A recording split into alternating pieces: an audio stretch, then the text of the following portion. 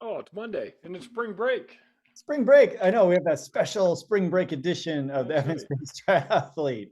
Yeah, we missed Friday. I don't even remember why we missed Friday, but we missed Oh, because Friday and I was driving. I'm on the central coast of California, and oh, I was nice. driving. Yeah, Uh, so that's why. oh, you're guilty. I love It's it. hard. It's hard to podcast as you're driving. Yeah, yes, it is. Yeah, no, You big imagine car. getting pulled over for podcasting while driving. That's not going Right, to right. Well, you were driving so fast the bitch wouldn't have been able to keep up with you, I guess. That's what it be was. exactly. So, Well, hey, yeah. Monday. Yep, yep. How's it going? Monday. It's going good. So it's really weird, right? So when you're on vacation and you bring your bike and you want to train, you train when maybe you shouldn't, or when you wouldn't train outside at home. So it was raining, and I rode a little bit in the rain today. And I'm like, the only time I ride in the rain is when I'm on vacation. Yeah, yeah. Oh, I love It's it. so funny, like because if I was at home, I'd be like, I'd ride today, but I've been like, Right. okay, we're gonna go indoors. Did you take your trainer with you? No, I didn't. Yeah. Okay. I've done that before. I looked at the weather ahead of time, and there was only supposed to be a little bit of rain. I'm like, oh, Okay. I'm not, and part of the reason to come here was to kind of get re-inspired to get back, Yeah. do Yeah. more miles on the bike. And Hmm. I actually have only ridden outside once in since December, Oh and wow. Yeah. and Back here in so Vegas, you mean? Yeah. Yeah. yeah, between my shoulder and being Hmm. sick, all these other things that I just haven't really been riding outside. So it was, I rode outside yesterday and I rode outside today. And I mean, it felt really good to be That's back on good. the road. And my descending skills have definitely taken a hit. Yeah. And Yeah. Right. I was really nervous, especially the one descent I had was wet. It was raining. Uh-huh. And I was like on those brakes, like so Yeah. scared, like, oh my gosh, I don't want to fall. Well, I'll put a plug in for John Thorne's podcast, Fast, because we've had him on as a guest, Yep. and we always love talking with John. His last podcast was on braking, Yep. and so a really interesting podcast about the science behind braking. And someone actually did their dissertation work on braking power versus generating power, and talking about the technique to be able to brake downhill and Yep. and crits and mostly on mountain bike, which was interesting. So Well, I was scared. yeah, yeah, right, right. But it's funny, right? Because I've ridden in the rain lots of times, Yeah, and I haven't been so nervous. But I think it's because I haven't been outside, yeah, and right. still to get the feel for the bike. And I was on my road bike, so it should be a little bit more Hmm. comfortable, more. And I have disc brakes on that bike as well, and so Yeah. I mean I was comfortable braking, but man, I was Yeah, yeah, nervous. just being used to going on the turns and Yeah, especially slippy conditions. So, and roads I'm not familiar with. Like I mm, didn't know, hmm, like, hey, coming around this corner, yeah, what's the next corner? Like, what's the arc of it? right, You know. right. So, but yeah, super fun. That's good. Well, enjoy the week there and get Yeah. some good biking in. And I'll be checking you on Strava. Awesome. Awesome. I actually did a kind of a fun run yesterday too. I signed up for a 5K yesterday. It was called a wine run, the Wine Run 5K. So I didn't Nice. know this is like a national series of they go to vineyards all over the Oh, country, oh, and cool. you run in the vineyard. Yeah. So I signed up about 10 days ago, and I was like, oh, okay, I can run a 5K. That'll be kind of fun. And didn't realize it was actually running in the vineyard Oh, between the vines. oh, wow. Fun. So not on a road, Yeah, right? right. Literally Wow. all on like grass. And Yeah. well, it was raining, or it was Ooh, rained the night before, and it was wet. wow. Yeah. It turned into this mud run, Oh, boy. and I had the wrong shoes because I honestly didn't know, Yeah. because there was no course, there was no course map So set up. single track almost, right? Single track, Yeah. yeah, up and down these basically grapes, right? Oh, interesting. And the grass was about, I don't know, a foot to a foot and a half long. Huh. And especially there was two laps we went through, and there's probably 500 people in the race. Wow. And the first lap I went through, I think I was in third or fourth place, Yeah. and the grass was still relatively high, but there's lots of holes. Oh my gosh, John, I'm like, oh, I am going to Yeah, break an right. ankle. But then the second lap, um, the grass was kind of trampled down, and you could actually, Hmm. but it was slippery then. Yeah. So I actually did fall. I've Mm. never fallen in a 5K, so that was interesting. Fortunately, I fell on my good shoulder. Oh, geez. I know, right? That's all you need.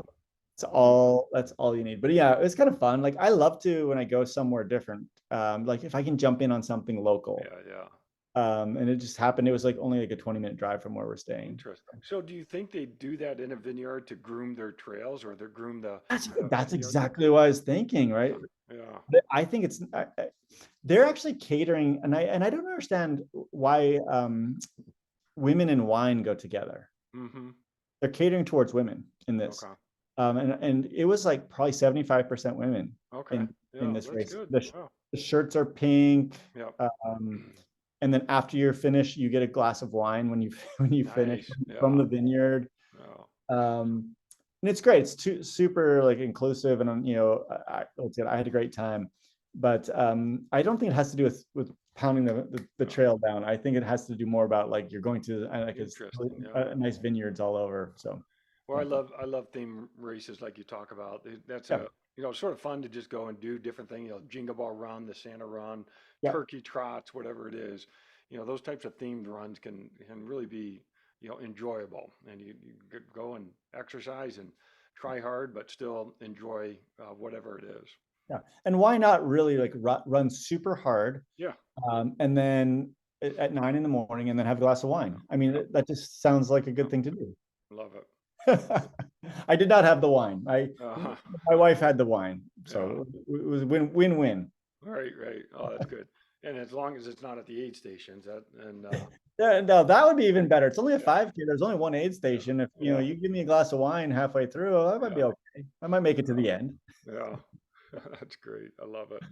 Well, let's see. We were going to talk about some physiology tonight. Yeah, yeah, we're gonna take a little bit of a deeper dive into VO2 max, Hmm. and I know we've touched on it before and we've talked about it before, but this came. We said we're gonna do a listener question tonight. This was actually a student question that I had before we left.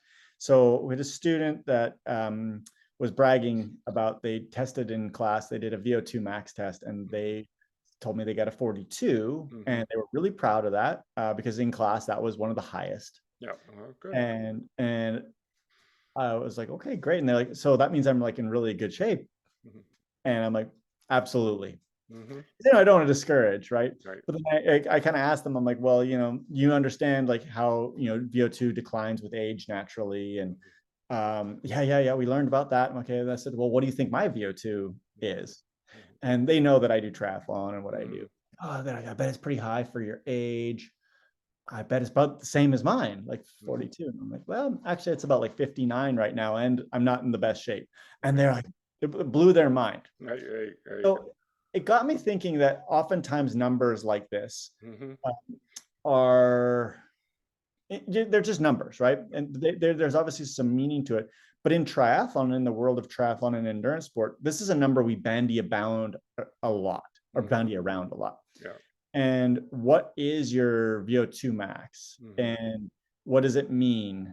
And is it like a true marker of your fitness? Right. And can we alter it? And Hmm. so I wanted to get into it tonight and talk about it. And I know you teach this a lot, Hmm. and Hmm.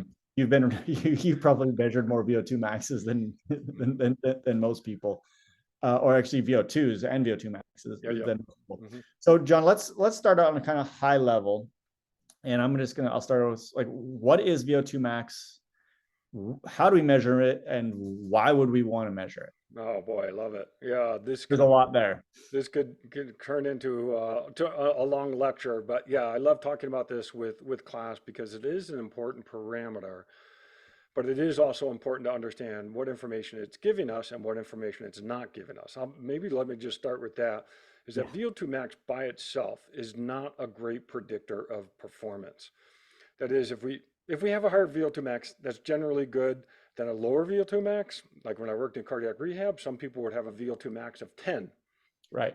Yeah, it's super low, and your activities of daily life are very restricted. So higher is generally better, but when we start looking at marathon performance, and you look at people who are winning marathon races, there's no relationship between VO2 max and finish time.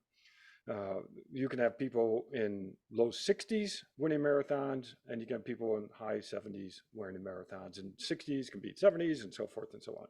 So when you start looking at that narrow window of performances, It's not, VO2 max by itself is not a great predictor. So people should know that.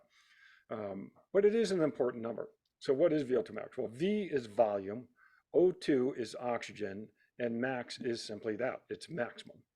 And what that tells us is the maximum rate that we can use oxygen in our body. So why do we use oxygen in our body? Obviously, we all talk about breathing, oxygen. Aerobic exercise is we take chemicals in our body, glucose, carbohydrates, fats, and we transform that chemical energy over to mechanical energy, movement. We start generating muscle force.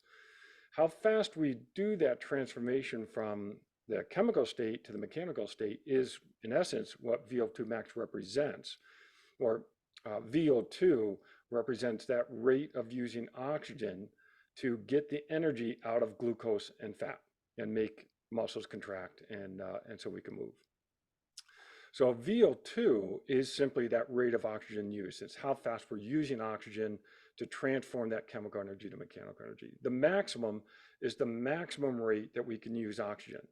And it's how fast, the fastest way aerobically that we can get carbohydrates and fats, in essence, to muscle force. Right? I'm paraphrasing a lot and generalizing, but that's the idea. So a VO2 max number is that maximum rate. And to test that out, well, there's a whole nother energy system, class of energy systems. That's the anaerobic system. We don't need oxygen. And that system will operate faster, but it has a limited capability. And so when we talk about endurance performances, we're usually zeroing in on the aerobic part, or the VO2 part, because that can be sustained for a long period of time. And so we have that pathway of using oxygen. So to determine or to measure VO2, what we actually do is bring you into the lab, typically, and then we put a mouthpiece on you or a mask on you, and we measure how much air you're inhaling and how much air you're exhaling. And then we connect that air that's being inhaled and exhaled to a computer, and that computer will tell how much oxygen and how much carbon dioxide is in that air that's being inhaled or exhaled. And then we can determine how much oxygen was used by the body. So it's that system of using a computer gives us a number of how much oxygen we're using at any moment in time. And then I'm pausing. I'm having a brain freeze right there for a second. So my oxygen's running out. I'm talking too much, not breathing enough. So now if we want to measure VO2 max, that's a single number, and we bring someone into the lab, and then we have them run on a treadmill or bike on a bike, or maybe swim, but the swimming is always a little bit harder because of the machinery of this. But running and biking are pretty standard tests to do. And we start out really light exercise, and we slowly increase that intensity of exercise. And as that intensity of exercise increases, you need more muscle force. You generate more muscle force by transforming that carbohydrate to energy at a faster rate. And the more you do that, the more intense it becomes, the more you need to transform that energy from the chemical state to the mechanical state. You do that through the aerobic system, you're using more and more oxygen. Eventually you get to an intensity that you're like, the system can't transform energy any faster. And you have to say, hey, I'm done, I'm stopping. That number, when you look at VO2, will end up being your maximum rate that you can use oxygen to transform energy from the chemical state to the mechanical state. So it's a single number, and it represents how fast you can use calories is, I guess, another way to just think about it. And at some point, you just reach a limit, and that limit is your VO2 max.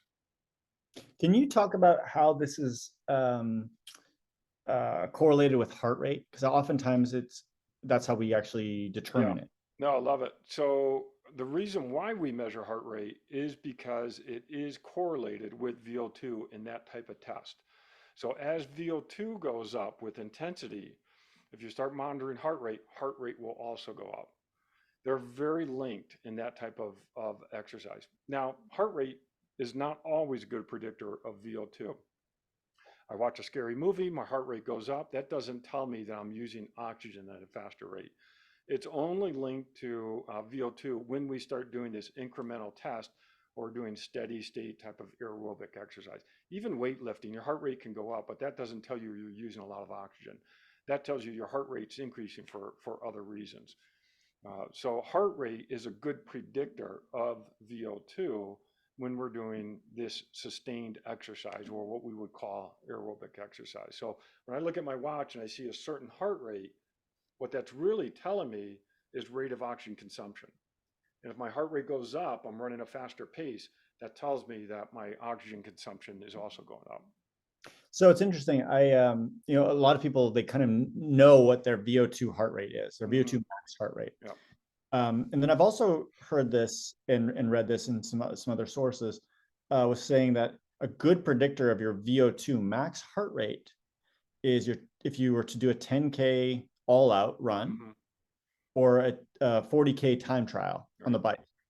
And if you were to look at maybe like even the last 20 minutes of each of those and your heart rate there, because you're sustaining maximal, you should be able to sustain a maximal aerobic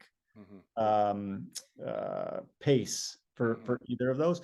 Well, listen, this would be a trained athlete that could do that, right? Like obviously, if you can't run 10K hard, it's a different thing. Have you heard those bandied about? Well, I'll tell you that your 10K time is a better predictor of endurance performance than even VO2 max. So in some sense that that type of test is probably with that in mind. But to get a VO2 max and to get the heart rate at max, there are some rules that we try to follow in doing a protocol. There are ways to try to predict what that will be, and that's what you're speaking of, is different protocols to say, let's do it this way, and then we can probably predict what your VO2 max is or your heart rate at VO2 max. Right. And what I was trying to give people is maybe like a way to kind of imagine it. Yeah, yeah. So if you're, once again, if you've done that 10K race and you look at it, it's like, okay, my heart rate was 170 for those last 20 minutes. That's probably pretty close to what number you would have as far as your heart rate for VO2 max. It's not going to tell you what your VO2 max is. Right. But it might be like, oh, it's about that heart rate where I'll probably be there. Yeah, and I would look at, what people can do is look at their heart rate that they use for a 5K. Yeah. And the heart rate they use for a 10K and the heart rate they use for a half marathon or even a marathon. And what you'll probably see is your heart rate for a 5K is going to be the highest, and then it's going to drop down at different paces, because heart rate will be linked to the intensity. So the faster you're running aerobically, and that's why I say 5K, not 100 meters, 5K, something that is sustained, that will, you'll probably have a higher heart rate for 5K, a little bit lower for 10K, a little bit more lower for 13, and probably even lower for a marathon, because and this is what you're speaking to, is the paces that you can sustain for a long period of time are lower. Obviously, you can't run a marathon at a 5K pace. Yeah. So it's interesting, right? Because the numbers that I see sometimes published are VO2 max pace and power at VO2 max on a bike. Yeah. And I do think it's an interesting one, because when we test people in the lab, oftentimes we do we do a graded exercise test where we actually increase the incline. Right. So you can't, if you do that protocol, you can't really get your VO2 max pace, because it's not the pace that we're increasing. We could increase the pace, but we're really increasing the incline. Whereas on a bike, if we do this, and by the way, we can do these tests on bikes. We can do that. We can do it on a. Yep. We can do it on elliptical if we really wanted to, right? Right. But on a bike, you could actually get power at VO2 max. Yeah. Right, because that's not going to. It's not like we're altering the incline in any way. And I've seen protocols built and training protocols built off of those two. Those two numbers. Have you come across those? Yeah, there's a lot of different protocols to elicit a max effort, and the type of protocol you use for a subject has to go in line with who the subject is and what their experience is and so forth. So when I worked in cardiac rehab, we would use a protocol that combined pace and grade changes. And the reason for that is because a lot of the people that came into cardiac rehab, they could not run. They just couldn't. And so you can elicit a max effort by having, increasing the incline. But a lot of times with athletes and the athletes that you work with and that we see training, you want to use a different protocol that may be more of a manipulation of speed. Right. And that way you may not change grade much at all, but you're looking at changes in pace. Interestingly, the velocity that you reach for, that type of protocol, the velocity you reach when you reach your VO2 max is a good predictor of performance. And same Right. thing with power. And like with cycling, there's also rules that we have to follow in that protocol. Like when we start getting to the really high intensities, you can't get out of your saddle because that changes some of the mechanics of generating power at the bike. You got to stay seated the entire time. That's one of the rules to try to follow. But So let velocity, me, so I always have to stop you on this one yeah, because I know that's one of the rules, yeah, but it's not real. When I'm out on the road, yeah, when yeah. I'm at my max, I can stand up. No, that's totally fine. But when you start looking at the relationship between power and VO2, Right. you want to stay seated. If you just want to know the max power that you can do whatever you need to Or do. well, no, what about my max VO2 though? If I want to know my max VO2, and let's say I don't know, I'm somebody that stands all the time when it gets hard. Hmm. Hmm. Would a protocol standing not be better?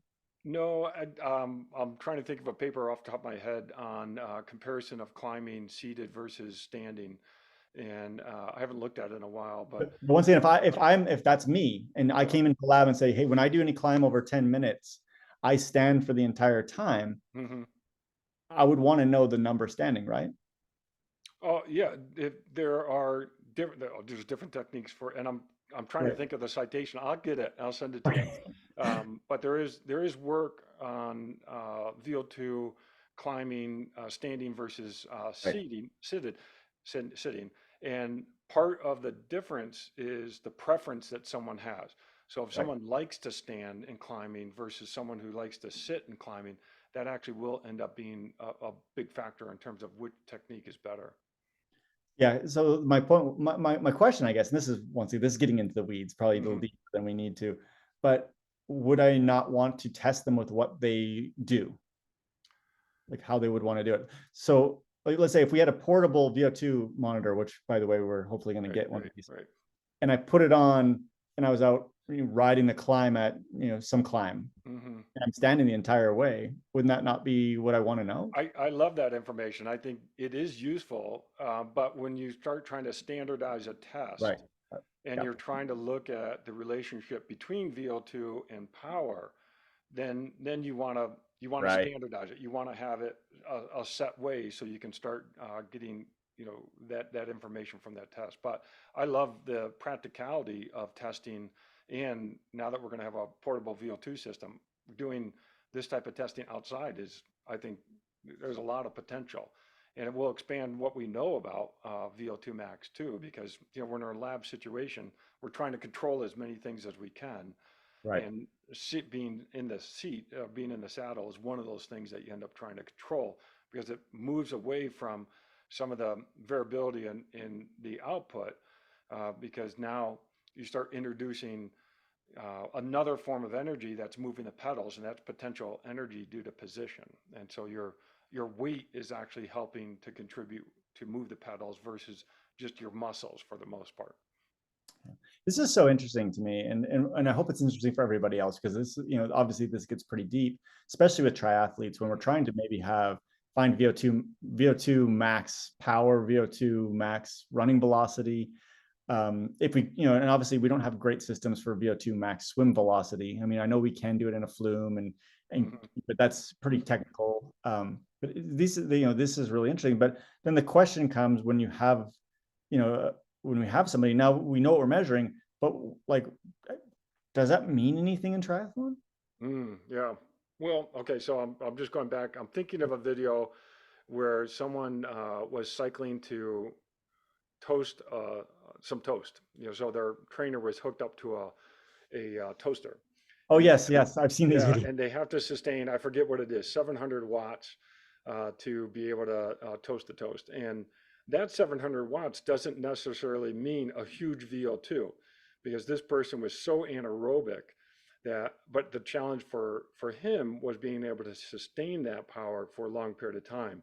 And so again, that's where, trying to come up with the right protocol and the number that you get out of that protocol may have a different meaning based upon which protocol you have. I know it sounds like I'm talking in circles, but um, to your question, what does it mean for the triathlete?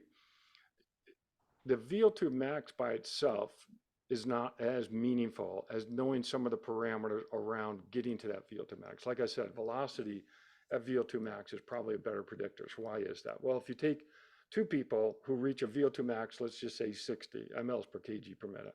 The units aren't important, but that's just a standard unit that we use for describing this parameter. Let's say you take two people and they both get to 60 max VO2, but one person does it at a speed of 12 miles per hour, and the other reaches that 60 mLs per kg per minute at 10 miles per hour. The 12 mile per hour person is going to outperform the other person. And so VO2 max isn't the differentiating factor between those people.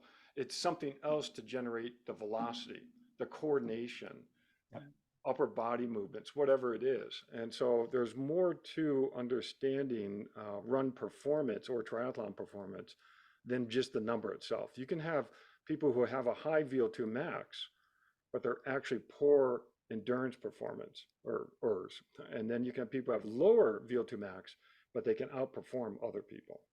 So I love this because we're talking about really in running in particular is run efficiency. Yeah. Right. So if you think about, we talked about some gait analysis before, and we're gonna do some more on gait analysis. But if I am having a high vertical oscillation and I'm overstriding, let's say I have those two really bad things happening, right? Versus somebody that runs really, really well, right? So low vertical oscillation, they don't overstride. Once again, if they're both 60s VO2 max, the person that's more of an efficient runner is going to be going faster. Yeah, right. So this is a big part, right? We don't just train our engine, which is the VO2 side, right? We actually have to train the neurologic system. That's right. And it's kind of like the electronics in your car, right? Like you want good electronics in your car to make it more efficient. Now, cycling is an interesting one because there's less technique to cycling. But also when you do VO2 max test cycling, and correct me if I'm wrong, John, one of the problems for people, especially not trained cyclists, is their muscular system can't keep up. Yeah. Right. And it's literally their legs. They're like, hey, this burning is just so great. And they're nowhere near where their aerobic system maxes out, but it's a physical system. So strength also plays a role in strength of endurance, basically. Is that true? Yeah. To some extent, it's when you're cycling, you actually are just having less overall muscle activity, especially in the upper body. And so that's partly why when you do a VO2 max test on a bike versus a VO2 max test on the treadmill, you tend to have a lower VO2 max on the bike, simply because you're using less muscles overall. And you're right, you're stopping for reasons that are more local to the lower extremity, whereas in running, it's much more, you've got upper body going at the same time as lower body. That's a huge generalization, of course, because now if you take a cyclist, right, and put them on the treadmill, they may have a higher VO2 max cycling than treadmill simply because of the opposite reason. Now they're just not as coordinated on the treadmill and just can't reach a speed that would come close to eliciting their VO2 max. And so there's a huge coordination factor and skill factor with these different sports. And same thing with swimming. I mean, if we do a test in the pool, some people can't even get close to what their VO2 max is on the bike or the run simply because of the inability to reach an intensity or speed that will elicit that VO2 max. Interesting. Okay, so we kind of know how we can measure in the lab, but we also have this, these smart watches now, training watches and apps, right? You can have, I think even Strava tells you your VO2 max. Oh, does it? I haven't looked. I think it does, but like there are algorithms out there, and these are interesting because these are all proprietary algorithms. So my Garmin watch right now tells me, yep, VO2 is 59, and I'm really was upset when it dropped below 60, John. I really, I cried a little bit, but it's okay. It was it is what it is. Yeah. But then, so the question, once again, I've had people ask me is like, how accurate is Hmm. that? And believe it or not, in my experience, it's actually, they've been pretty accurate if you've got good data. Yeah. Right? So the watches and the apps use, once again, these are all proprietary data. So what I'm telling you is a best guess of what people think, Hmm. because Garmin is not publishing Hmm. their VO2, algorithm. I'm assuming Apple Watch isn't either. And so anyways, what we're taking often is heart rate Yeah. at an intensity. Okay, so like let's say I rode my bike today. My heart rate was 150 and I was doing 240 watts for a certain amount of time. And it also looks at time, by the way. Hmm. Then it also goes into the algorithm of, okay, it needs to know how much I weigh. So if I'm in my Garmin app, it's not accurate. Hmm. My weight's not accurate. It's not going to be accurate. It actually, in the algorithm, it also goes into sex differences and men versus women. And it also goes into age and looks at, once again, huge data sets of age and predicting VO2 max off of age. So there's a lot of pieces that go into this. And then just, do I ride hard enough, long enough? Hmm. There will be certain rides where, let's say I ride 20 minutes at zone 1, it's not going to be able to predict VO2 max off of that. So when you get, on your watch, I don't know about your watch, but my watch every now and then will say, oh, you've hit a new VO2 max threshold today, or Hmm. VO2 max. And I'm like, yeah, it's a good day. And, Right. it even gives me a thing that says trending, like VO2 max is trending up. Hmm. VO2 max is trending down. Right. But this is like big data stuff, and it's getting better. But once again, the data going in's got to be really good. Hmm. So in the past, the wrist-based heart rate monitors weren't very good. They're Hmm. getting better. I would still say to get good kind of even prediction, you need to have a really good, on the bike, for example, you need to have a really good power meter, and you need to have a really good chest strap. Hmm. Yeah. The other thing that I thought was interesting too, altitude is also taken into account, John, on that, which makes sense, right? Like Yeah. if you're at 5,000 feet or you're at sea level, heart rate, power, pace, Hmm. all that is once again into the algorithm. So a lot of data goes into these things. Hmm. And once again, they're becoming more and more reliable. I don't, they're never going to be like, research grade where we're actually measuring, because, these are, once again, these are surrogates for actually measuring. But Yeah, no, and the technology continues to improve. And actually, I met with a company last week where they were claiming that they could measure VO2 with high accuracy with just a device that's in your mouth. And I'm like, well, that beats my $50,000 computer metabolic cart. So, unless the thing in your mouth costs $100,000. yeah, yeah, yeah, yeah, right. But everything's just keeps getting smaller, and so at one point it may be in our watch that the algorithm is good enough for predicting these, or maybe even measuring in some cases these parameters. So, John, let's say we have an athlete that wants to improve their VO2 max, which I Hmm. think many athletes would want to. Like, Hmm. given everything we've already said, still having, I call it a bigger engine, having a bigger engine or even a more efficient engine is still better, right? If nothing else changes and I go from 60 to 64 and everything else remains the same, I will perform a little bit better. So I love that, and probably the answer is yes. What's interesting is when we look at training programs, if we start with someone who's already pretty fit, may have very little Right. capability to change their VO2 max at that level, but they may have a big capability to improve their performance. And that's by increasing the pace that you can sustain. I'll stick with running, the pace that you can sustain over a longer period of time. And you get to a pace that's closer and closer to what your maximum pace is that would elicit VO2 max. I think you and I were talking the other day, and I heard Eliud Kipchoge's, he was able to sustain 95% a pace, 95% of what his VO2 max would be.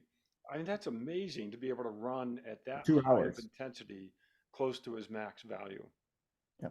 And it's really interesting. Some of the research reading I read after that was basically saying that that's actually one of the determinants of being an elite marathoner Yeah. versus not elite, It's not your VO2 max. That's right. It's the percentage of your VO2 max that you can sustain. That's exactly, and that's why VO2 max by itself is not a good predictor, because someone who's running, who's maybe their VO2 max is 68, but they can sustain 64, whereas someone who's a 78, but they can only sustain 60, totally different outcome. So Right.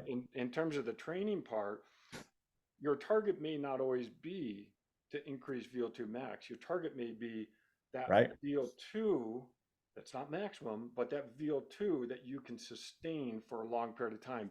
Keep raising that up, and then you're going to improve your performance, but still have the same VO2 max. Yeah, right. And I think that they can go hand in hand, right? And you're absolutely right. Like once you become, elite, let's say, Mm-hmm. raising VO2 max is extremely hard. Yeah. But you can, Mm-hmm. right? You absolutely can. And maybe you can pull two levers at once. You can actually improve both sides. Mm-hmm. Now, the other one I want to add is, how do you know when you're there? Mm-hmm. Right? So we had somebody in our lab last year, and they were an elite athlete, and I think they did 74 or something like that. And when he reported back to his coach, he's like, okay, that's about all we need there. Mm-hmm. Like we don't need to pull that lever anymore. 74 is plenty, That's right. That's right. So then you look at, once again, like how long can you sustain a high percentage of it? But let's say we have an elite athlete come in, John, and they are like 58. Mm-hmm. And we know that everybody else in that sport is at least 65, Mm-hmm. right? If in any elite in that sport is 65, let's say, well, then that might be a lever we need to pull, Mm-hmm. right? And we should pull. And so as a coach, that's one of the things that I would look for is like, where are you? Oh, we just turn the light on. Yeah, that's where. Where are you? Yeah. And in comparison to others, Mm-hmm. right? So for you as your age versus some norm tables of other elite athletes, like what is it, where are you? And if you're way off, I think you should potentially try and pull that lever. And I think that's what coaches are doing now is once you've reached kind of where everyone else is, let's look at the other side and seeing how long you can sustain a high percent. I love this. And before we started this podcast, we were talking about Moneyball and talking about some of the things in that movie. And one of the things we both talked about was the data by itself is not the answer.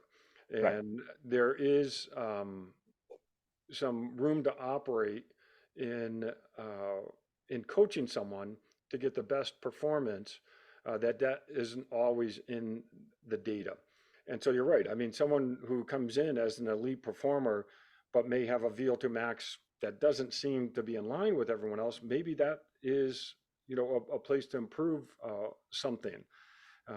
Maybe it's somewhere else, but that I think is the art of coaching, is trying to figure out what that something is and what that lever is. So no, I love that. But it's not always in the data. Like if you look at someone and say, oh, they only got a VO2 max of 58, let's put them in let's put them in the 100-meter race, not the 5K.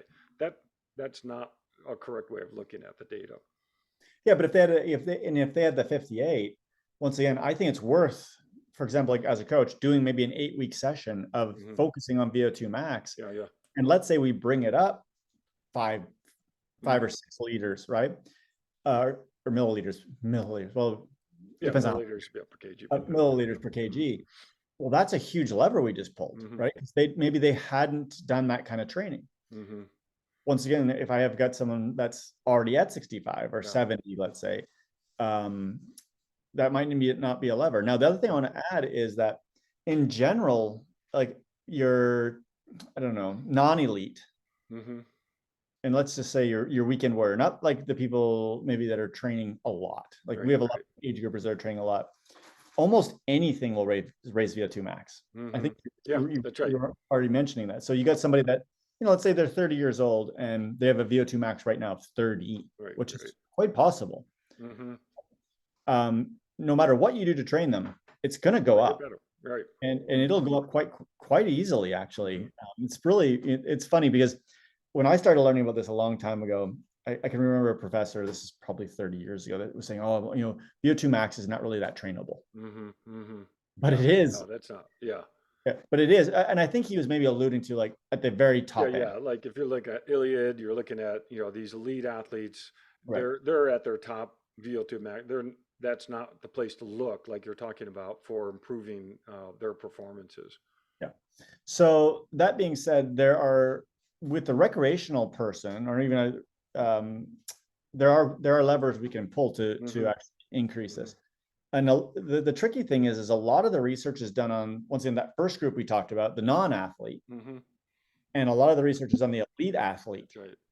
And very little I could find was on like people like you and me, right? Hmm. Like kind of, age groupers that are trying to win races, Right. but we're not elite. Hmm. Like we're not Hmm. getting paid, Right. we're not getting paid to do this.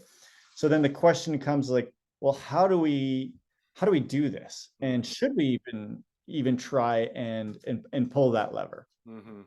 And so I'm going to ask you that, like, as an age group athlete, should we try and adjust or increase VO2 max?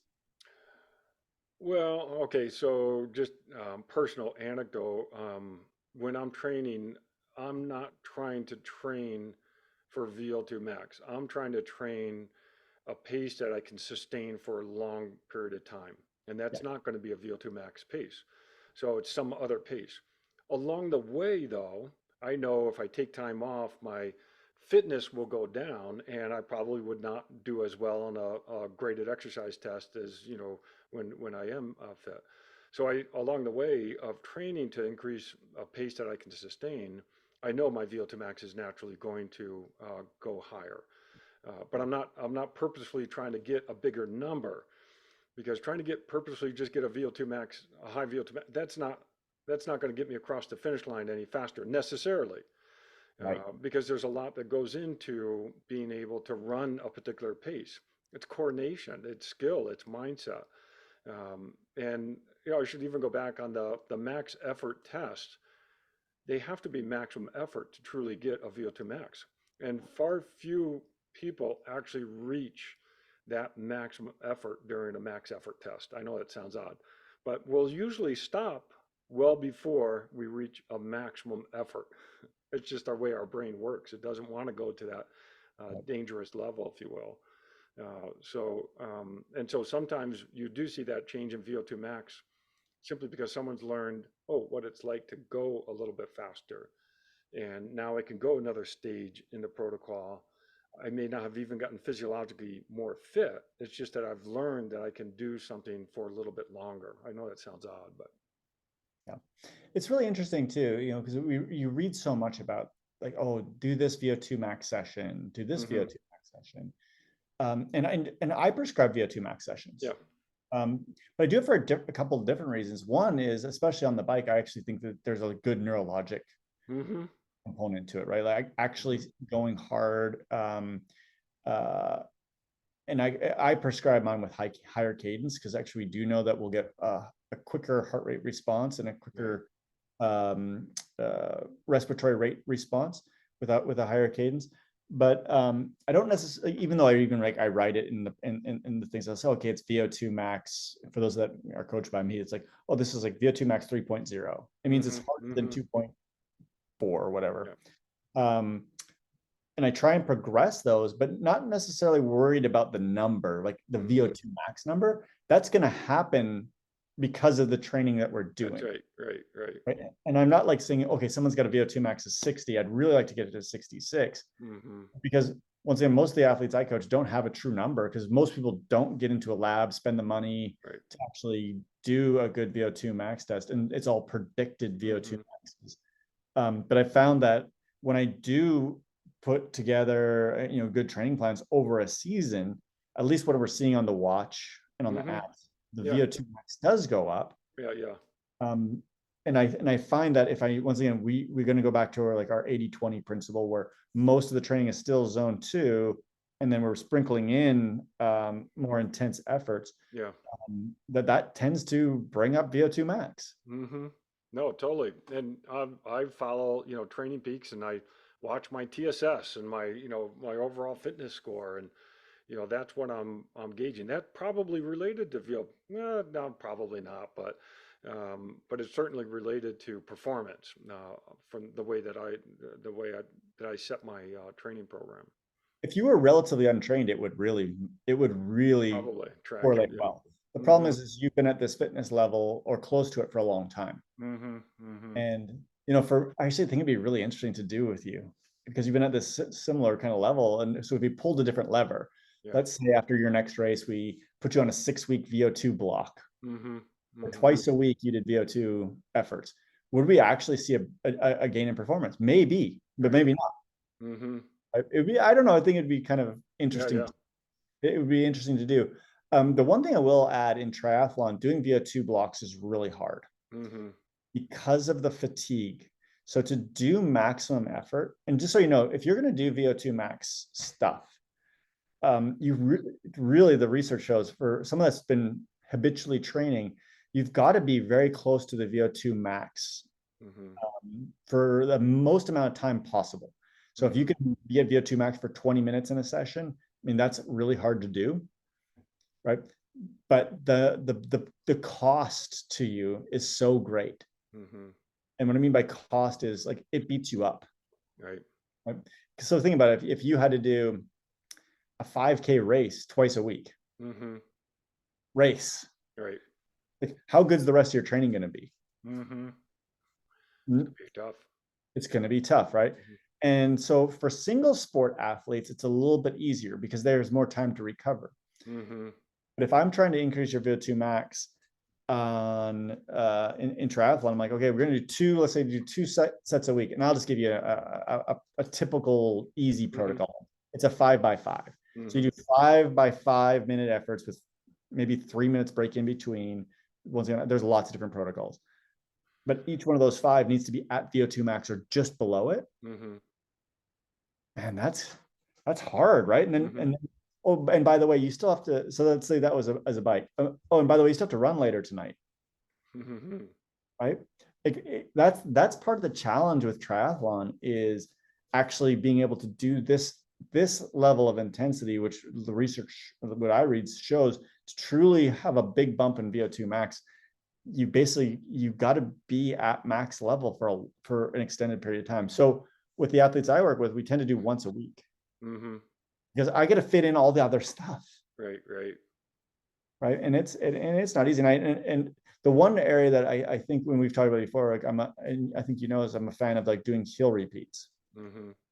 and I think that those are maybe the easiest way to do VO2 max Right. because you're not like beating yourself up so much Mm-hmm. uphill. But I mean, this is difficult. This is difficult stuff. I can't imagine because I've done it where actually I've never done this one. Like 2x20 is a protocol that people will do as well for video. Or no, it's 2x16. No, Mm-hmm. in the Seiler paper, it's 4x16. Mm-hmm. Mm-hmm. So can you imagine? Hey, you're gonna do 4x16 at 95% of VO2 max. Mm-hmm. Oh my gosh, that would crush you. Yeah. Well, it's interesting when we do in the lab, when we do multiple graded exercise tests, we pretty much follow a rule that they have to be at least 48 hours apart. So because you've got to recover from these tests. They're not easy. But think about it. How long are you actually at 95% of your max? And the protocols that we use to determine VO2 max, you're at that for maybe 3 minutes because Right. we'll do 3 minute stages. Yeah. And I'm talking about like total time at VO2 max of 20 Yeah. minutes. Right. Right. Like Well, that's yeah, I hard. don't think you can run at VO2 max for 20 minutes. You can run at a VO2 that is maximum for running 20 minutes, but that's not your VO2 max. That's why I said 95%. So it should Yeah, be yeah, yeah, yeah, about 95%. You yeah. could do 95% because obviously top marathoners can do it for 2 hours. Right, right. You could do it for 5 minutes, Mm-hmm. right? Yeah, and I think I agree with you. I think that's the type of training program that's going to lift up the pace that you can sustain for a long period of time. And I think that's where you get a lot of bang for your buck in terms of training. So I was going to give just some practical tips. So I just gave one of them, which was this 5x5x5 essentially 5 minutes on, 3 minutes off, 5 minutes on, 3 minutes off, or even 5 minutes on, 5 minutes off. But once again, at about 95% of your VO2 max. Mm-hmm. Once again, I think you can get that number once again if you've got a 10K race. Right.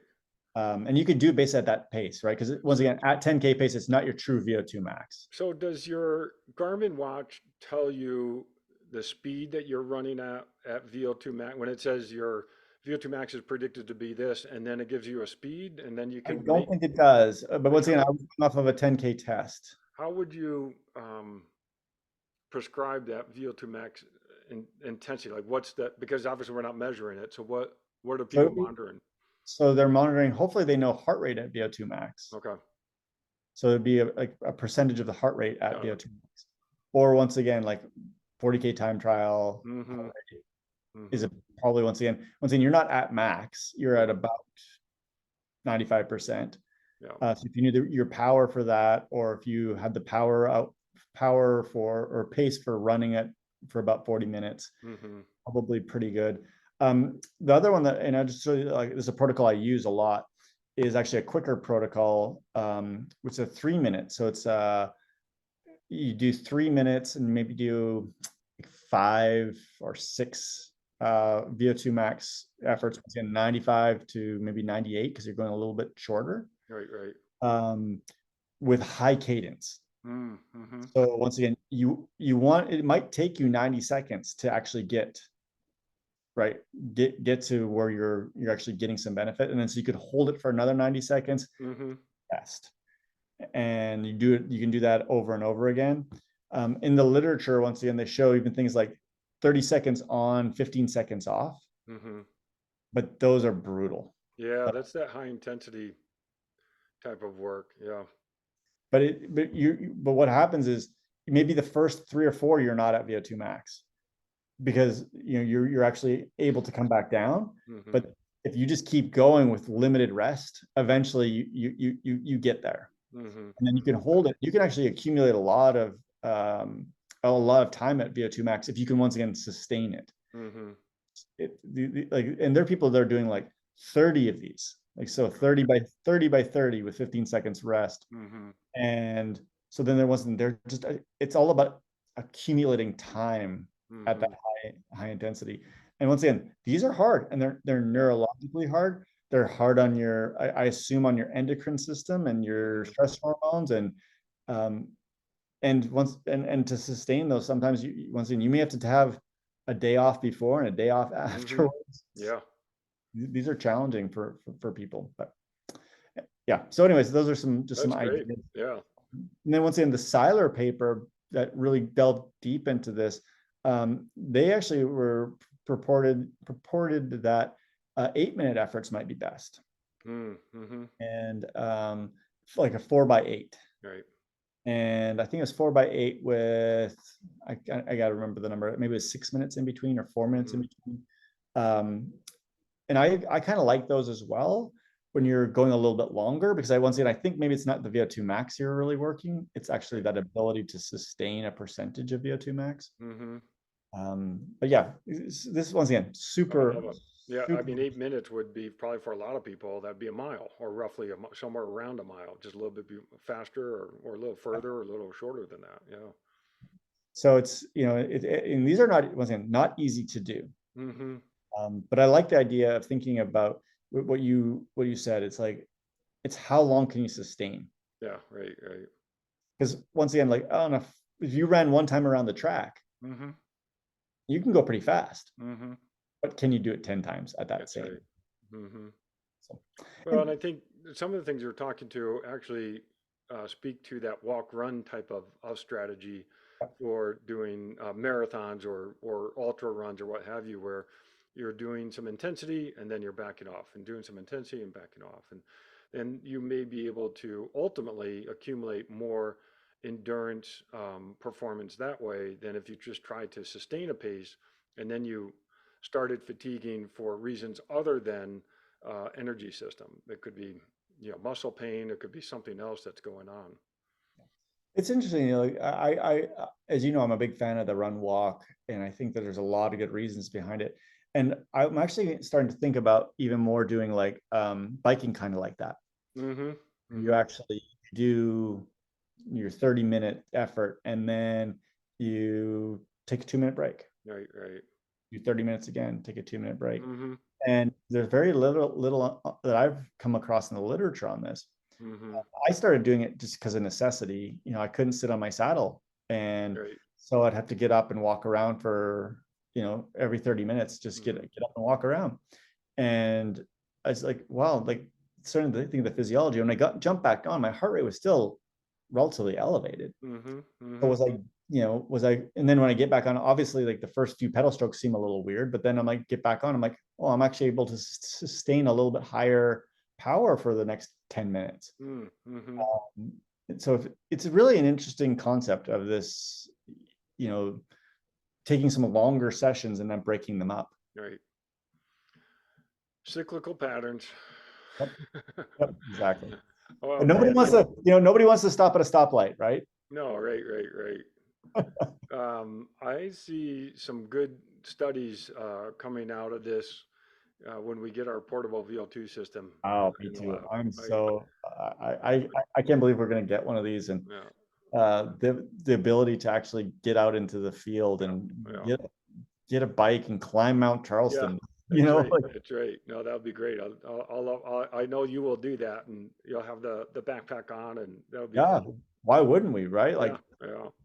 just some The running motor. with the backpack will still be a little tough, but I it's think a the biking is portable. gonna be perfect. Yeah, biking's perfect, but it's portable enough that if we did it at the track, we could take a golf cart as long as the coach lets us put the golf cart on the track and uh, and carry the backpack. That would be very straightforward, or a bike or something like that. So, Awesome. well, we've got some good fun outdoor studies to do. So, Exactly. All right, John. Hey, well, I know you got to go because you got to pack for your trip. yeah, Uh, good luck. I don't know if we're gonna do we. I don't know if we're gonna podcast again this week or not, but we'll see. yeah, we'll see. Hopefully, I'll be in a spot that we can jump on for maybe at least a short one. Okay, So, awesome. All yeah, right. Well, hey, safe travels, yeah, thanks. and nice talking to you. All right. Enjoy your trip and your training camp. Thank you. All right. Appreciate it. All right. Bye. Talk soon.